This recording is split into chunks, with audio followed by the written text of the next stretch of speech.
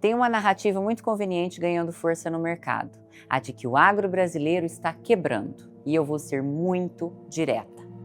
Essa é a leitura preguiçosa, distorcida e, em alguns casos, bastante interessada. Nos últimos meses, as manchetes sobre o aumento dos pedidos de recuperação judicial no agronegócio passaram a ocupar espaço no noticiário, como se estivéssemos diante de um colapso generalizado e dentro do campo. O tom é quase sempre o mesmo. Recorde de recuperação judicial, crise no agro, produtor rural endividado, setor em alerta. E claro, quando se fala em alta superior a 50% de pedidos de recuperação judicial, o número chama atenção. Não dá para fingir que não existe um problema, mas existe uma diferença enorme entre reconhecer um problema real e transformar esse problema em uma sentença contra um setor inteiro. Porque uma coisa é dizer que existe um grupo de produtores rurais em estresse financeiro, pressionado por juros altíssimos, custo de produção, quebra de safra,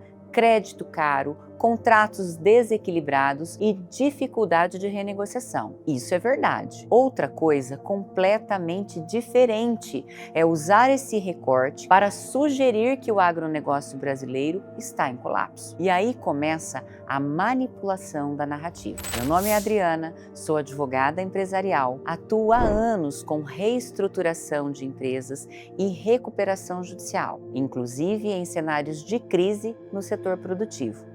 E o que eu quero discutir aqui não é se existe crise no agro. Existe. O ponto é outro. Quem ganha quando essa crise é tratada como se fosse uma falência moral, econômica e generalizada do produtor rural. Porque quando você olha só e somente para o crescimento percentual das recuperações judiciais, fica parecendo assustador, mas percentual sem contexto é uma ferramenta poderosa para criar medo. Se eu digo que os pedidos cresceram mais de 50%, isso custa impacto imediato. Agora, se eu comparo esse número com a base total de produtores rurais no Brasil, a conversa muda completamente. O setor teve sim algo próximo de 2.000 pedidos de recuperação judicial em 2025. É um número relevante, sem dúvida.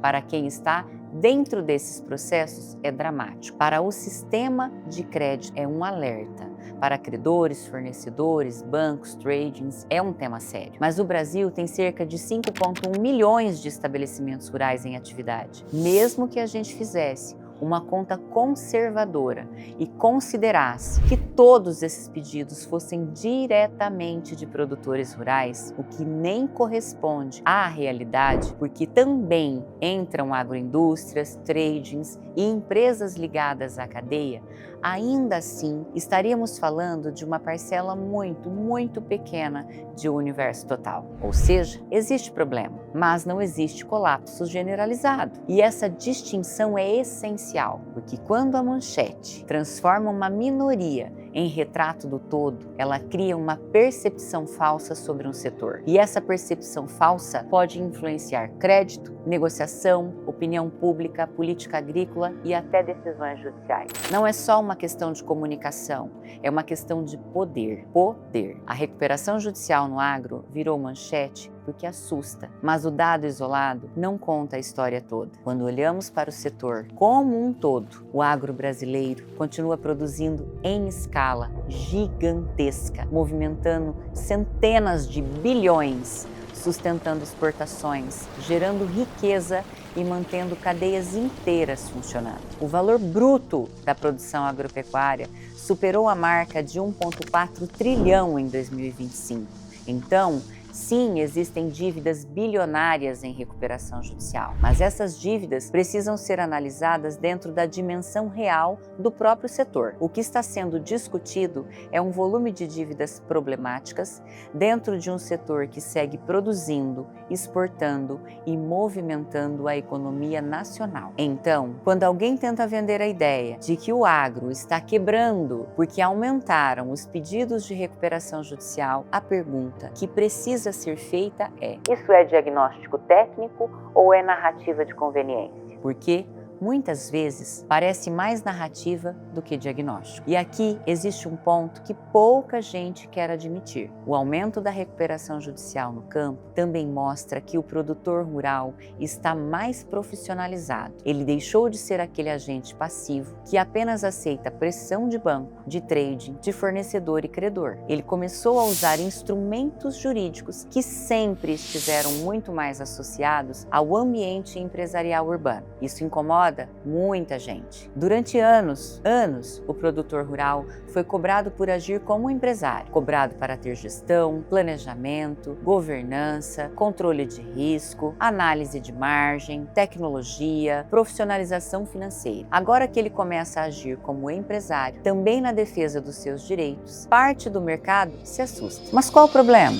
Se uma empresa urbana pode usar recuperação judicial para reestruturar passivo, negociar com credores e preservar a sua atividade, por que o produtor rural deveria ser tratado como alguém que não pode usar instrumentos legais para se reorganizar? Essa é uma hipocrisia. É a hipocrisia que precisa ser enfrentada. Quando o produtor rural toma crédito, assume risco climático, compra insumo dolarizado, negocia com banco, opera com CPR, trava a venda futura, investe em tecnologia e movimenta milhões, ele é tratado como empresário. Mas quando ele busca proteção jurídica para renegociar uma dívida impagável dentro das condições originais e ainda alguns setores passam a tratá-lo como oportunista, é isso que acontece, ele passa a ser tratado como oportunista.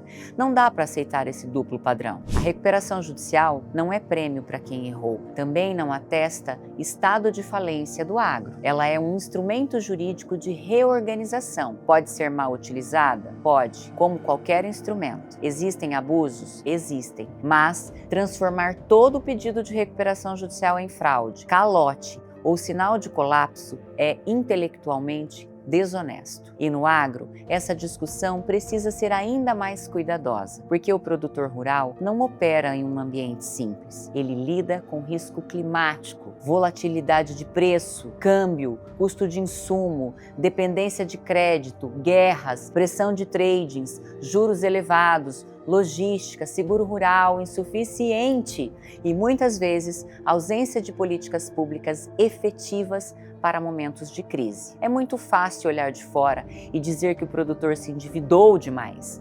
Difícil é colocar na conta a complexidade real de uma operação rural. Tá gostando do vídeo? Então deixa aqui o like e se inscreve no canal, porque esse debate sobre recuperação judicial no agro ainda vai crescer muito. E quem entender o tema com profundidade vai sair na frente. Voltando ao ponto, grande virada que está acontecendo no campo é silenciosa, mas muito importante. O produtor rural está aprendendo a se proteger e isso vai muito além da recuperação judicial. Ele está revisando contratos, questionando cláusulas abusivas, renegociando estrutura de endividamento, exigindo mais transparência de instituições financeiras, fornecedores, tradings, buscando planejamento tributário, usando mediação, estruturando garantias com mais cuidado e entendendo que gestão rural não é apenas plantar e colher. Gestão rural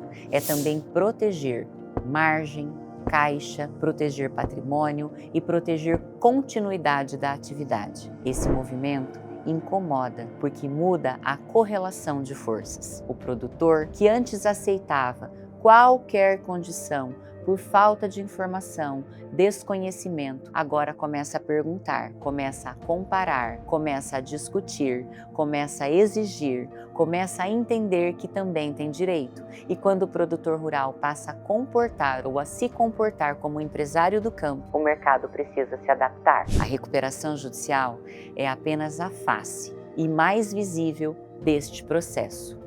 Por trás dela, existe um movimento maior de profissionalização. O produtor está olhando para a tecnologia, gestão de risco, governança, sucessão familiar, crédito, tributação, contratos, fluxo de caixa e estrutura patrimonial. Isso não significa que todos estejam fazendo isso bem. Não estão, mas o movimento existe e ele precisa ser reconhecido. Por isso, reduzir o aumento das recuperações judiciais a uma manchete de crise é perder o principal. O agro não está apenas enfrentando dificuldades, ele também está amadurecendo juridicamente. E esse amadurecimento muda tudo, porque o produtor rural, que entende seus números, negocia melhor. O produtor que entende os seus contratos, se protege melhor. O produtor que entende o seu endividamento não aceita qualquer imposição. O produtor que entende seus direitos deixa de ser refém de pressão econômica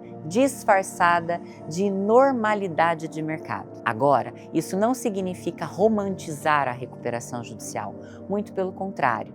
A recuperação judicial é uma medida séria, complexa, cara e que exige estratégia. Não deve ser usada como primeira opção, nem como fuga improvisada de dívida mal administrada. Ela precisa vir depois de diagnóstico, análise de viabilidade, estudo de passivo, compreensão da operação, negociação prévia e avaliação real da capacidade de pagamento, porque uma recuperação judicial mal conduzida pode destruir reputação, travar crédito, gerar conflito com credores e comprometer a continuidade da própria atividade rural. Então, o alerta é duplo. De um lado, não dá para aceitar a narrativa alarmista de que o agro inteiro está quebrando. De outro lado, também não dá para fingir que o aumento das recuperações judiciais não revela problemas graves de endividamento de uma parte do setor. A leitura correta está no meio. Existe um grupo relevante de produtores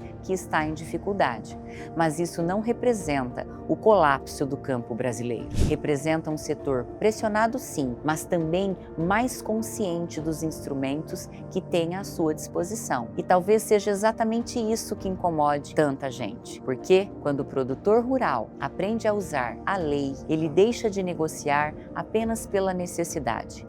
Ele passa a negociar também pela técnica. Isso muda o jogo. E é por isso que o debate precisa sair do medo e entrar nos dados. Não dá para discutir recuperação judicial do agro com base em manchete. É preciso olhar o tamanho da base produtiva, o volume de produção, a capacidade econômica do setor, o perfil dos endividados, a quantidade de garantias, a origem do passivo, a conduta de credores e a viabilidade da própria atividade.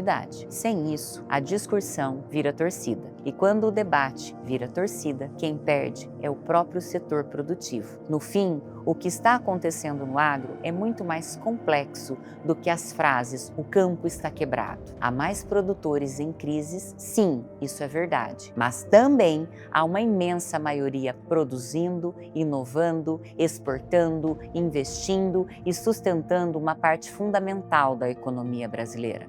Então a pergunta não é se o agro está em crise ou não.